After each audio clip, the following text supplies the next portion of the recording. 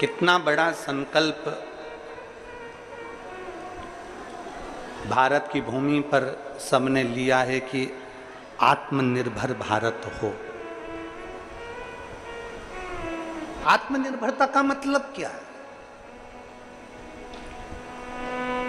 आत्मनिर्भरता का मतलब क्या? आत्मनिर्भर भारत हो, ये भारत के राष्ट्रपति से लेकर प्रधानमंत्री हो, चाहे जनमानस हो, संपूर्ण विश्व, पूरे भारत के एक एक बच्चे ने ये संकल्प लिया कि आत्मनिर्भर भारत हो। आत्मनिर्भर भारत का मतलब ये है कि हमारा भारत, हमारा देश दूसरी जगह से कोई सामग्री ना मंगवाए, हमारे भारत ही उसको उत्पन्न करता जाए और आगे बढ़ता जाए। आत्मनिर्भरता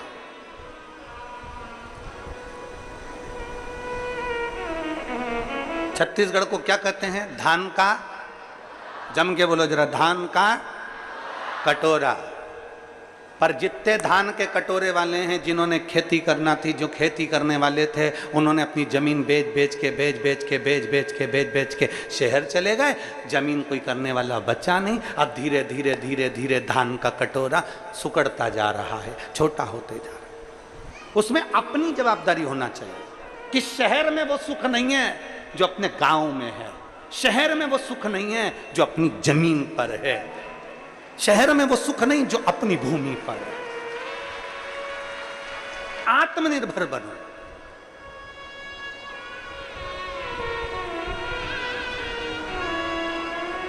बड़े लोगों ने छोटे लोगों को ऐसा बना दिया, क्या करते हो? खेती, किसानी। अरे तुम क्या करते हो? तो क्या नौकरी। वो किसानी कर रहा है, अपने दिल का मालिक है, और तू नौकरी कर रहा है, दूसरे के दिल का मालिक है। श्रावण शिव महापुराण की कथा है, और वो भी ऑनलाइन कुबेरेश्वर बाबा की धरा से अपन सब श्रवण कर रहे हैं, अपने अपने घरों में रहकर, अपने अपने टीवी चैनल के माध्यम से, मोबाइल के माध्यम से। ये बाबा की पुण्यमय, आनंदमय शिव कथा है। शंभो शरण पड़ी मांगू घड़ी घड़ी, दुख काटो दया करी निदर्शन आपो। शंभो शरण पड़ी मांगो घड़ी रे घड़ी, दुख काटो दया करी निदर्शन आपो। शिव कृपा से हमको प्राप्त हो। आपको देवाधिदेव महादेव के चरणों में देखना चाहती हूँ, हर पल, हर घड़ी, हर क्षण।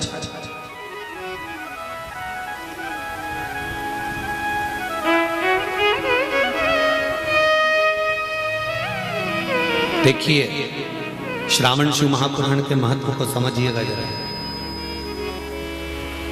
श्रावण शिव महापुराण के महत्व को समझिए, और श्रावण शिव महापुराण के इस महत्व को जानने का प्रयास करिएगा कि भगवान शंकर के संवाद में भगवान शंकर के चरणों का स्मरण सुयशा कैसे करती है, और सावन के महीने की पूजन कर कर सुयशा अपने पति नंदीश को, अपने पति नंदी को ऐसा आशीर्वाद दिला देती है, जिसके कारण शंकर भगवान के मंदिर में नंदी भी विराजमान हो जाता है। जैसे शिव की पूजन होती है, वैसे नंदी की,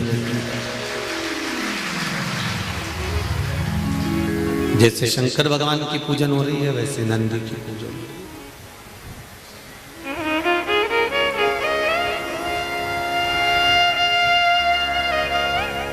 भगवान की आरती में एक लाइन आती है, काशी में विश्वनाथ विराज नंदी ब्रह्मचारी, भोले नंदी ब्रह्मचारी, नित उठ भोग लगावत, नित नित दर्शन पावत, महिमा हरि। ओम जय शिवा ओम।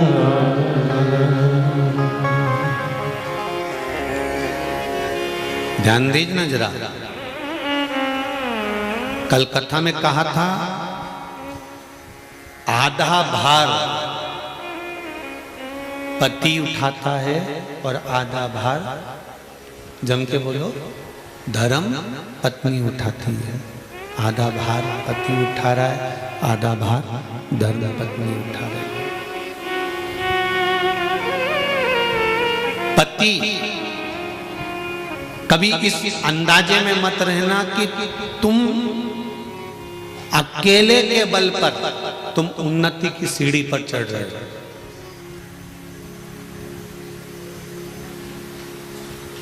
शिव महापुराण की कथा कहती है, नारी और पुरुष का आधा शरीर पुरुष का स्त्री का होता है और आधा पुरुष का होता है। उसी तरह स्त्री का भी आधा स्वरूप पुरुष का होता है, आधा स्त्री का होता है, जिसको कहते हैं अर्धनारीश्वर महादेव।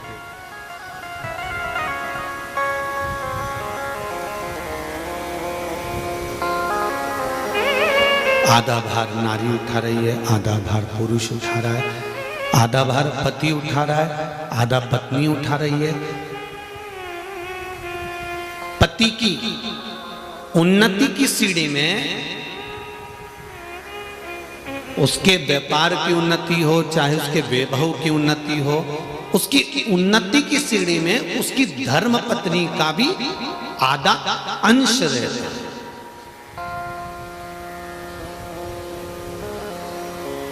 पर व्यक्ति ये भूल जाता है, व्यक्ति को यह भान नहीं हो पाता। एक कथा पहले कही थी, आपको स्मरण होगा, एक नौकर छुट्टी लेकर चले गए, सेठ जी को बताया नहीं और चले गए। 15 दिन तक नौकर नहीं आया तो सेठ जी को लगा कि नौकर की तनख्वाह कम थी इसलिए भाग गया होगा। एक काम करता हूं, मैं तनख्वाह बढ़ा देता हूं। सेठ जी ने उसकी तनख्वाह बढ़ा दी, नौकर आया और काम पर लग गया। 6 महीने के बाद नौकर फिर चले गया, 20 दिन तक नहीं आया। सेठ जी को गुस्सा आया, मैंने इतनी सारी तनख्वाह बढ़ाई इसकी और बढ़ाने के बाद भी ये तो छुट्टी करके बैठ गया, कुछ भी हो जाए इसकी तनख्वाह आज से कम कर दो। सेठ जी ने कम कर दी, नौकर फिर आ गया। सेठ जी ने 2 महीने के बाद कहा कि तेरे 15 दिन तू नहीं आया था तो तेरी तनख्वाह बढ़ा दी थी, अभी नहीं आया तो तेरी तनख्वाह घटा दी। तू कुछ मुंह से बोला ही नहीं, तनख्वाह बढ़ी तो कम से कम धन्यवाद तो देना था कि साहब बहुत अच्छी बात है आपने मेरी तनख्वाह बढ़ा दी, और मैंने तनख्वाह कम कर दी तो भी तू नहीं बोला कि आपने तनख्वाह कम कर दी, आखिर क्यों नहीं बोलता? तो इतने में उस नौकर ने कहा, सेठ जी मैं गुरु के शरणों में रहता हूँ, गुरु के चरणारविंद की कथा का रस तत्व ग्रहण करता हूँ। मेरे गुरुजी ने कहा था जब परिवार का कोई सदस्य बढ़ता है तो भगवान उसके भाग्य का धन देना चालू कर देता है, और जब परिवार का कोई सदस्य घटता है तो भगवान उसके भाग्य का धन कम करना चालू कर देता है। जब मैंने 15 दिन की छुट्टी ली थी तब मेरी पत्नी के गर्भ से एक बेटे ने जन्म लिया था। मैं आया, मेरी तनख्वाह बढ़ गई। मैं जान गया कि भगवान ने मेरे यहाँ एक सदस्य बढ़ाया तो तनख्वाह बढ़ा दी। फिर 6 महीने के बाद मेरी माताजी शांत हो गई, मैं वापस नौकरी पर आया, आपने मेरी तनख्वाह कम कर दी। मैं समझ गया कि घर में से एक व्यक्ति गया तो उसके भाग्य का धन भी गया। शास्त्र कहता है कि हमारे घर में अगर कोई अतिथि, कोई मेहमान कोई व्यक्ति आ भी रहा है तो हमें हमारे भाग्य के साथ में उस अतिथि के भाग्य का धन भी प्राप्त हो रहा है, हमें दूसरे के भाग्य का धन भी प्राप्त हो रहा है, मिल रहा है।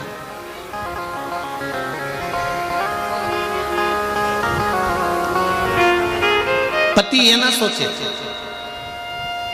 जितने लोग आस्था चैनल पर कथा सुन रहे हैं, जितने लोग फेसबुक और यूट्यूब पर कथा सुन रहे हैं, पत्नियां ये ना सोचिए कि आप अपने भाग्य का लेकर चल रही हो, नहीं, पति के भाग्य का भी आधा आपको मिल रहा है। और पति ये ना सोचे कि सब मेरे भाग्य का है, नहीं, आधा धर्म पत्नी के भाग्य का है। नंदी की धर्म पत्नी सुयशा अपने पति को शंकर के मंदिर में, शिवालय में देखना चाहती है, हर पल, हर घड़ी, हर क्षण।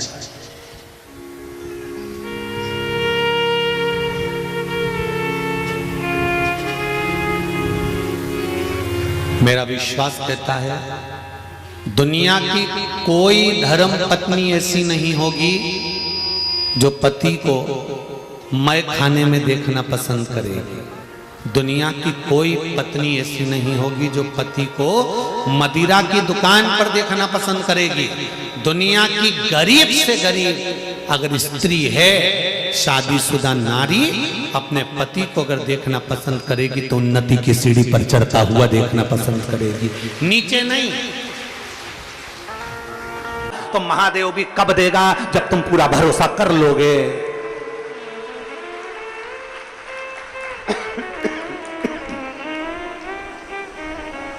महादेव भी कब देंगे? जब तुम पूरा भरोसा कर लोगे। भरोसा ही नहीं है, अभी जल चढ़ा रहे हो, फिर किसी ने कह दिया कि जल मत चढ़ा, उन्होंने चढ़ाना बंद कर दिया। फिर किसी ने कह दिया जल चढ़ाने से ऐसा हो जाएगा, उसने चढ़ाना बंद कर दिया। मतलब तुम अभी विश्वास और अविश्वास के दो नाव में सवार हो रहे हो। अगर तुम्हारा विश्वास पक्का है, हमने सियोर वाले महाराज को सुना है, हमने कुबेरेश्वर बाबा को सुना है, हमने शिव महापुराण में पढ़ा है, हमने शंकर की कथा को अच्छे से सुना है, मतलब सुना है, मतलब पक्का है कि शंकर मिलेगा जरूर। इसलिए मेरा विश्वास अब नहीं डोलाऊंगी, अब मैं 10 जगह नहीं जाऊंगी, अब मैं भटकूंगी नहीं,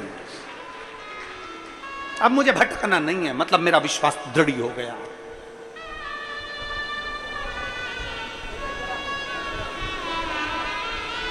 तुम्हारी सास भले करोड़पति हो, पर 1 लाख रुपए लाके तो बताओ।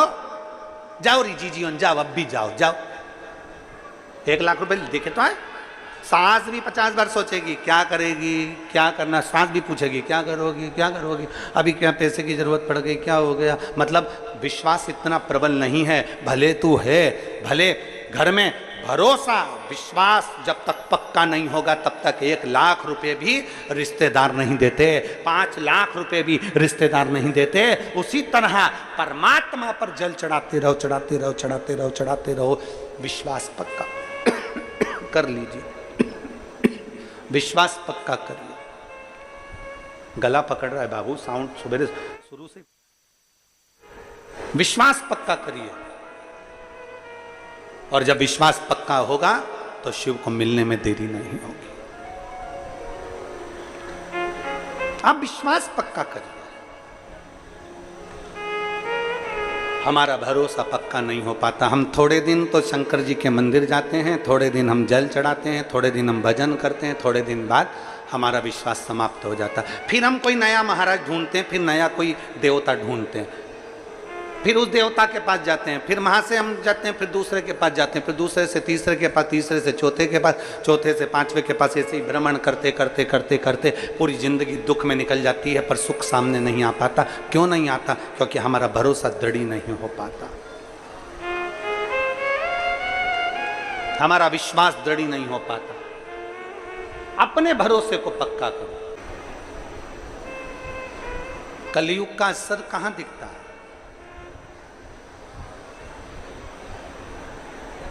बेटा माँ बाप का कहना ना माने,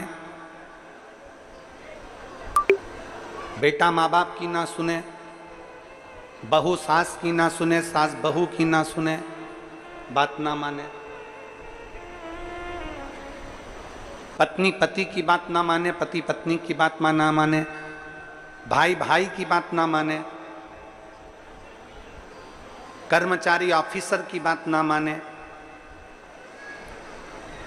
बहन भाई की बात ना माने। जब कोई परिवार में एक दूसरे की कोई सुनने को तैयार नहीं हो, कोई किसी की बात मानने को तैयार नहीं हो, तो समझ लेना कि तुम्हारे घर के अंदर कलयुग का प्रवेश हो गया। कलयुग प्रवेश कर गया, मतलब ये मान लीजिए कि कलयुग ने प्रवेश कर लिया। कोई किसी की बात मानने को तैयार नहीं, कोई किसी की बात में आने को तैयार नहीं, कलयुग प्रवेश कर गया। मतलब निश्चित है कि कलयुग ने प्रवेश कर लिया। कोई किसी को सुनना ही नहीं चाहता।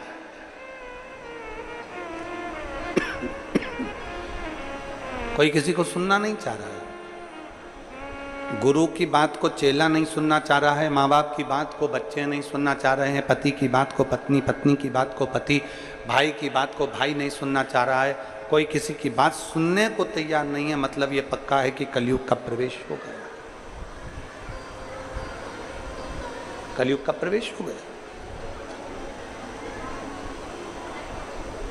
कई माताएं कहती हैं, गुरुजी हमारी सास थी ना, जब तक पूरा परिवार एक साथ था, जब तक हमारे ससुर थे ना, जब पूरा परिवार एक साथ था, सब एक दूसरे की मानते थे, सब एक दूसरे की सुनते थे। पर जब से वो गई ना, तब से हमारा पूरा परिवार बेकार हो गया। ना जाने क्या हो गया परिवार में, सब एक दूसरे को झगड़ा कर रहे हैं, एक दूसरे से लड़ रहे हैं, एक दूसरे को टांग खींचते रहते हैं। ना जाने क्या हो गया जब से सास गई, जब से ससुर गया। कारण क्या था? तुम्हारे सास ससुर घर में थे, माता पिता घर में थे, तो उनकी पुण्याई भी हमारे घर में थी। उनकी पुण्याई घर में थी तो ये क्लेश नहीं होता था, कलयुग उसके अंदर प्रवेश नहीं करता था। जब माता पिता थे तो उनका भजन, माता पिता थे उनका दान, माता पिता थे उनकी पुण्याई हमारे साथ में थी, तो कलयुग प्रवेश नहीं करता था। जब माता पिता चले गए तो उनकी पुण्याई भी साथ में चली गई। इसलिए अब कलयुग ने तुम्हारे घर में प्रवेश करना प्रारंभ करा। कोई किसी को सुनने को तैयार नहीं, कोई किसी को सुनने को तैयार नहीं है, कोई किसी को समझने को तैयार नहीं है, कोई किसी को मानने को तैयार नहीं है।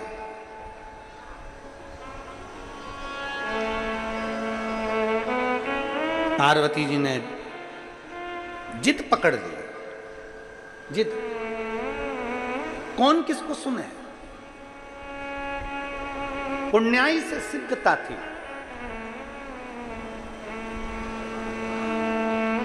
मच्छर भी काटता है और इंसान भी काटता है।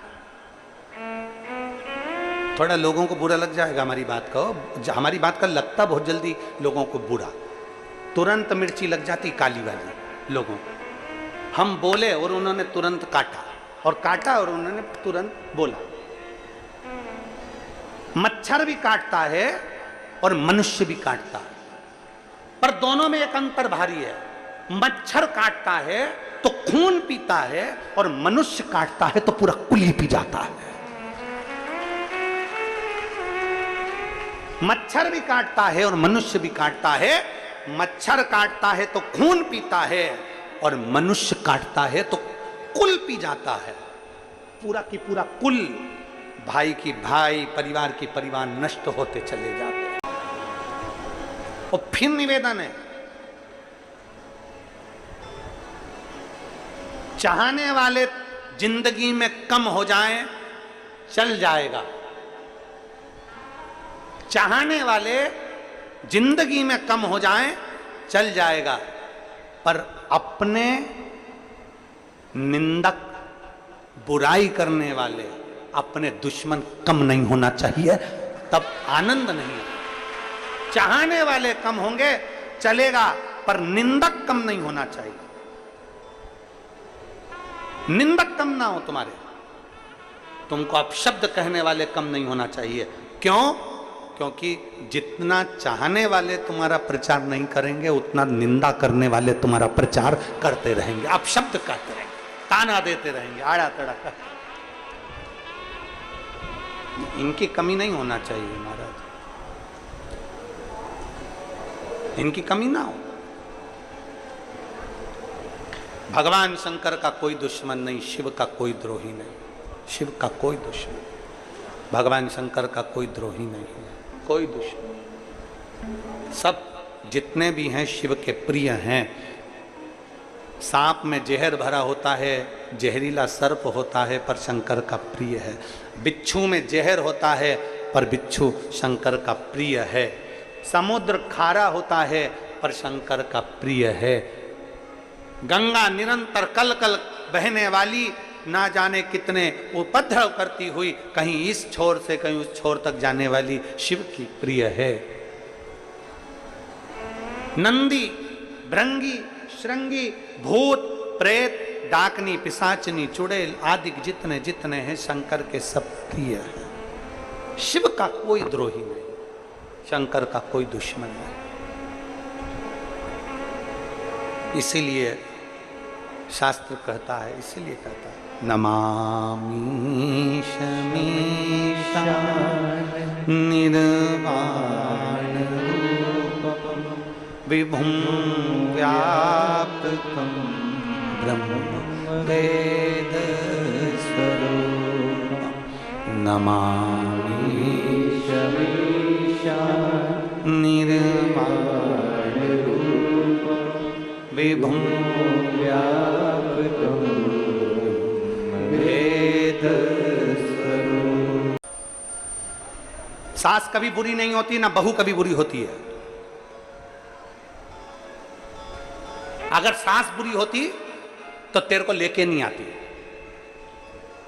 और अगर बहू बुरी होती तो वो तेरे घर में नहीं आती।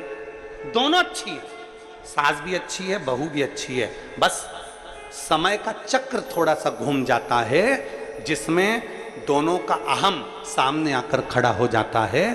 ये शोरगुल जो हो रहा है, इसको थोड़ा सा सेट करिए ना बाबा। सास भी बुरी नहीं है, बहू भी बुरी नहीं है, दोनों सामने, दोनों का अहम सामने आकर खड़ा हो जाता है, दोनों का। इसलिए समय का चक्र बुरा बता देता है, समय का चक्र बुरा हो जाता है। कोई बुरा नहीं संसार। भाई भाई बुरा नहीं है, देवरानी जेठानी बुरी नहीं है, ननंद नंदोई बुरे नहीं है, परिवार का कोई सदस्य बुरा नहीं है, पड़ोसी बुरा नहीं है, रिश्तेदार बुरे नहीं है, नातेदार बुरे नहीं है। संसार में कोई बुरा नहीं है। आप अपना चश्मा तो चेंज कर कर देखिए। पीला चश्मा लगाकर देखोगे तो सब पीले दिखेंगे, काला चश्मा लगाकर देखोगे तो काले दिखेंगे, नीला चश्मा लगाकर देखोगे तो नीला दिखेगा। बुराई के चश्मे से देखोगे तो सब बुरा नजर आएगा, अच्छाई के चश्मे से देखोगे तो सब अच्छा नजर आएगा। चश्मा तो चेंज करिए, थोड़ा स्लो करो वाद्यंत्रों को। चश्मा तो चेंज करिए थोड़ा सा, और चश्मा चेंज कर कर देखिए।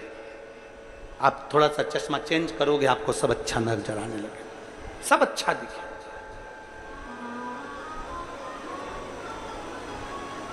थोड़ी नेत्र की ज्योति को बदलने का प्रयास करिए, थोड़ा अपने आंखों को बदलने का प्रयास करिए, थोड़ा अच्छा देखने का प्रयास करें। फिर निवेदन, मत बुरे कर्म कर बंदे वरना पछताएगा। भगवान की आंखों से तू बच नहीं पाएगा, तू बच नहीं पाएगा। अरे ओ अज्ञानी मत करना नानी, तेरे कर्म का फल भी तू ही पाएगा। जैसा किया तूने तेरे आगे आएगा। मत बुरे कर्म कर बंदे वरना पछताएगा। भगवान की आंखों से तू बच नहीं पाएगा, तू बच नहीं पाएगा। कुछ अच्छा देखिए, और जब हम अच्छा देखेंगे तो हमें अच्छा प्राप्त होगा। कुछ अच्छा देखने का प्रयास करेंगे तो अच्छा मिलेगा। आज स्वतंत्रता दिवस है, 15 अगस्त है। अपनी चित्त वृत्ति में ये उतार कर रखो कि हमें सब में अच्छा देखना है, राष्ट्र हित के लिए देखना है।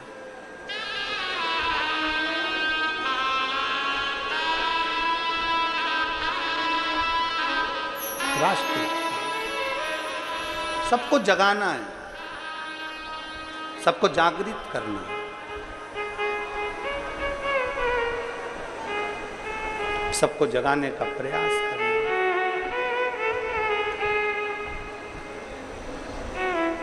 और बहुत सावधानी रखना।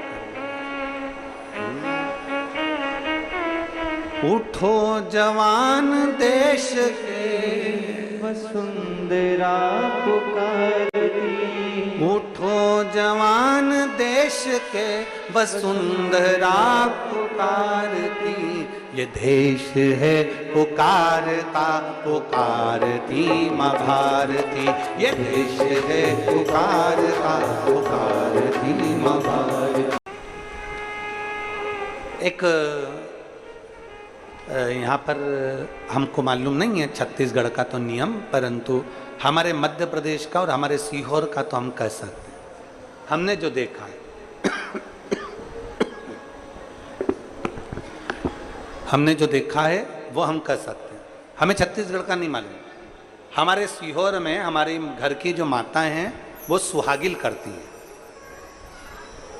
यहाँ करती हैं सुहागलें सुहागल करती हैं। तो उसमें क्या करती हैं, एक मिट्टी का ऐसा ढेला बनाकर पाटे पर रखती हैं, उसमें सिंदूरा डालती हैं और सुहागिलें करती हैं। उसमें कुछ कुछ रखती हैं, ऐसी माताएं चारों तरफ बैठ जाती हैं सुहागवती, और फिर सबकी गोदी में वो दिया जाता है और वो पाटे पर जो सिंदूरा रखा जाता है उस सिंदूरे में से वो मांग में सिंदूर भरती हैं।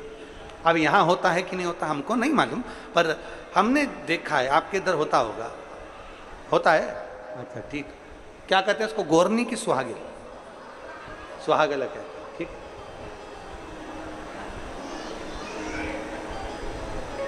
कौर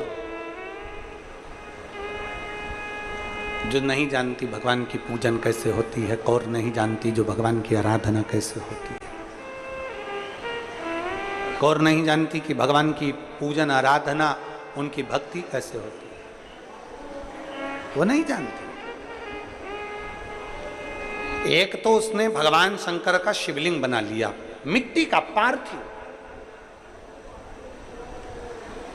और दूसरा उसने मिट्टी की एक गोर बना ली, गोर। और सारी जितनी माताएं थी, चंडाल कुल की जितनी माताएं थी उनकी जाति की, सब बैठ गई और बैठकर उन्होंने बड़े प्रेम से भगवान शंकर और मां पार्वती की आराधना करना प्रारंभ करी। अब आराधना में तो लग गई, पर बात इतनी सी अड़ गई कि इनके पास में भोग लगाने के लिए कुछ भी नहीं था, कुछ। अब भोग क्या लगाए, भोग क्या दिया जाए? मां, जब भोग लगाने के लिए कुछ भी नहीं था, जब भोग लगाने के लिए कुछ भी नहीं, अब क्या भोग लगाए, क्या भोग दिया जाए? उसी में से एक महिला उठकर गई, कहने लगे अपन ने जो अभी खाया था ना उसमें थोड़ा सा बचा हुआ रखा है, चलो अपन भोग में रख देते हैं। झूठा कौर के हाथ में लाकर दिया। कौर ने सबके साथ मिलकर मां भवानी को, मां दुर्गा को, मां अष्टभुजा धात्री मां भगवान को सम्मुख में वो झूठा ही रख दिया, झूठा।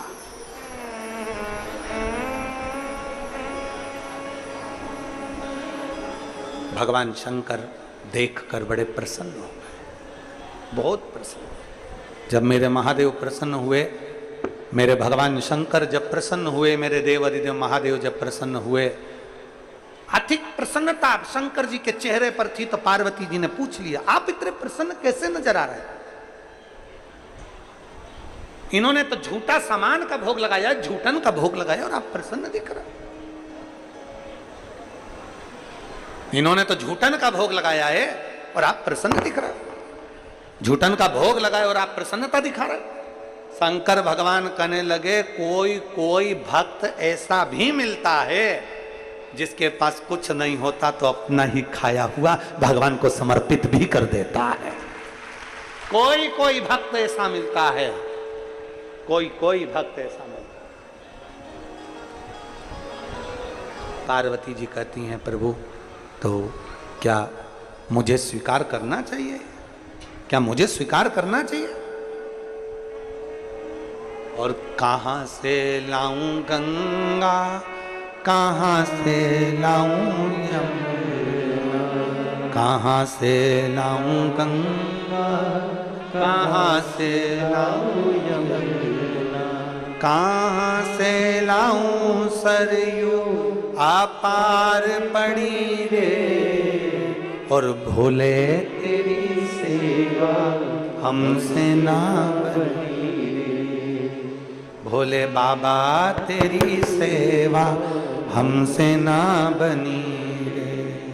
कहाँ से लाऊं लड्डू, कहाँ से लाऊं पेड़ा, कहाँ से लाऊं लड्डू, कहाँ से लाऊं पेड़ा, कहाँ से लाऊं बर्फी वो शक्कर चढ़ी रे, और भोले तेरी सेवा हमसे ना बनी रे। जो पदार्थ था वो दे दिया भगवान के सम्मुख में, जो भी था भगवान शंकर के सामने था। भगवान के सम्मुख में जैसे ही दिया, पार्वती जी हंसने लगी।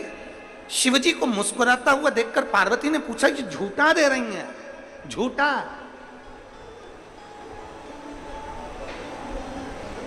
ये झूठा दे रही हैं?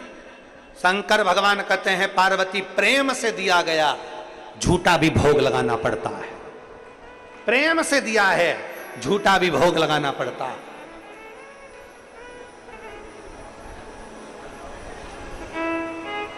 झूठा? हां, पार्वती मैया ने तो झूठा का भोग स्पर्श ना किया। शंकर भगवान ने झूठे का भाग जैसे ही उठाया, उठाते से ही उस भाग में से थोड़ा सा टुकड़ा नीचे गिर गया। जो नीचे गिरा तो उसमें से पार्वती जी का एक अंश प्रकट हो गया। मां मातंगी सामने प्रकट हो गई। मां मातंगी सामने प्रकट हो गई। जैसे ही मातंगी माता प्रकट हुई, सुंदर उनका हरा वर्ण है, लाल वस्त्र है, और सुंदर मां का आशीर्वाद आनंदमय देने वाली मेरी मां सम्मुख में जैसे ही प्रकट हुई, प्रकट होते से माता पार्वती ने पूछा शंकर जी से, ये कौन है? शंकर भगवान कहते हैं, सुनो पार्वती, अपने भक्त के झूठे भोजन को पाने के लिए तुमने ये तुम्हारा एक अवतार मातंगी के रूप में लिया है। मातंगी के रूप में? प्रभु, क्या आप मुझे नहीं मिलोगे? शिव जी कहते हैं, मैं मातंग बनकर तुम्हें प्राप्त होऊंगा। मैं स्वयं मातंग बनूंगा, तुम मातंगी बनोगे। शंकर जी के 10 अवतार में से एक अवतार है भगवान शंकर का, एक नाम है मातंग। शिव जी का एक नाम है मातंगेश्वर महादेव,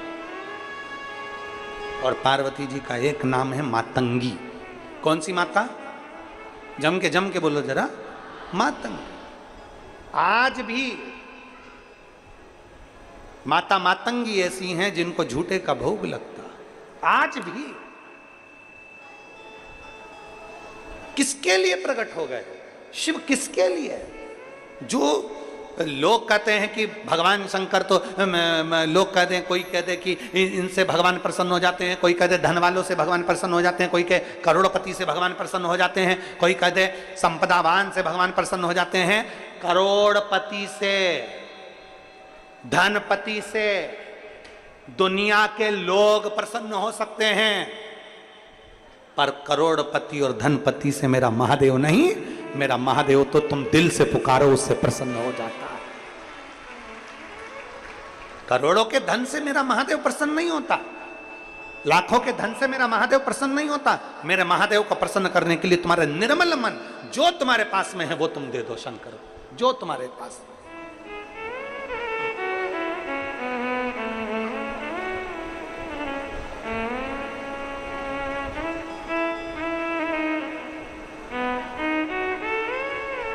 कितना सुंदर एक भाव आरती के अंदर आता है, तेरा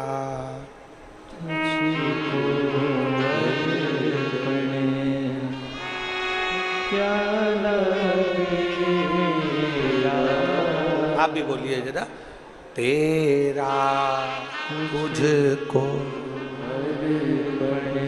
क्या लागे मेरा बाबा, क्या लागे मेरा। क्या है? सब कुछ तेरा, हमारा है ही नहीं। पास से ये सौभाग्य आपको और हमको प्राप्त हुआ है। आज संपूर्ण भारत देश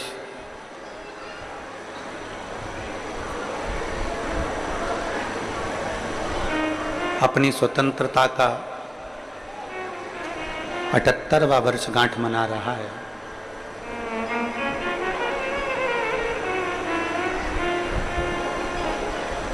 जिन स्वतंत्रता सेनानियों ने अपने अपने जीवन की आहुति देकर आप और हमको एक स्वतंत्रता दिलाई है, उन स्वतंत्रता सेनानियों की याद आपके और हमारे दिल से कभी ना निकले। भारत, ये भारत की धरा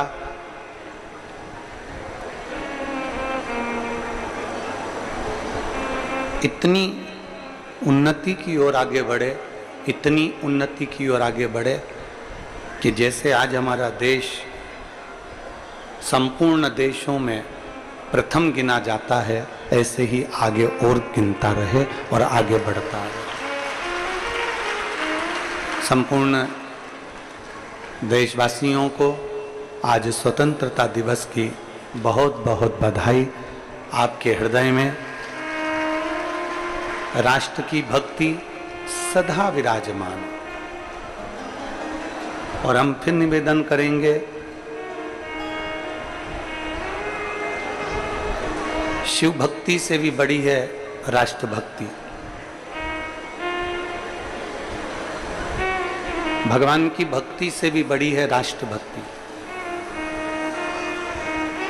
कि अपने राष्ट्र को मजबूत बनाने का प्रयास किया जाए,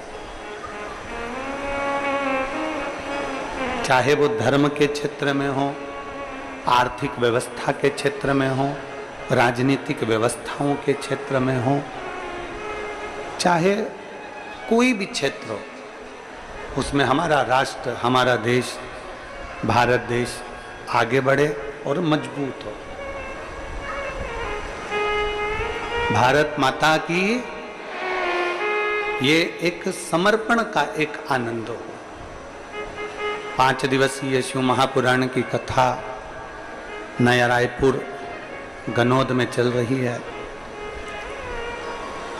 जिसका चतुर्थ दिवस है, चौथा दिन। कथा में 7 दिन की कथा होती है, तो उसमें छठी रात्रि शिवरात्रि मान्य होती है। 5 दिन की कथा होती है तो उसमें चतुर्थ रात्रि शिवरात्रि मान्य होती है। कल सुबह 8 बजे से 11 बजे तक कथा चलेगी, 11 बजे विराम हो जाएगी।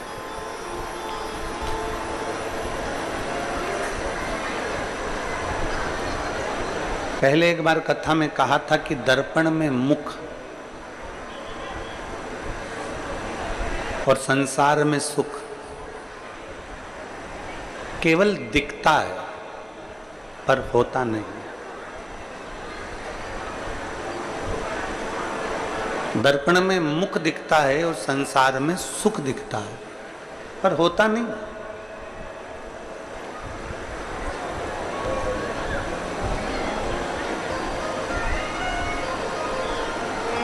ये तो जो अनुभव किया जाए, इस कथा में हमारे छत्तीसगढ़ के नया रायपुर में ही अमलेश्वर में कथा कराई थी। खंडेलवाल परिवार भी यहाँ पर विराजमान है और पवन जी और राहुल जी, आप लोग साथ में झारखंड में जिन्होंने कथा कराई थी दीदी, वो भी यहाँ पर विराजमान है। उनको भी साधुता है, साधु।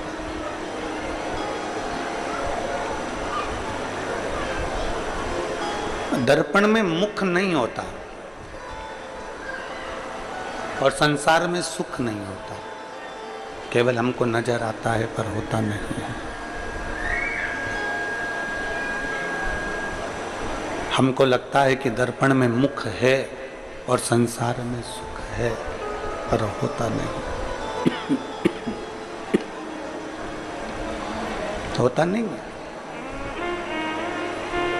जितनी देर दर्पण के सामने रहोगे उतनी देर आपका मुख दर्पण में दिखेगा। गला पकड़ रहा है, गला। जितनी देर दर्पण में मुख देखोगे उतनी देर तक आपको मुख नजर आएगा।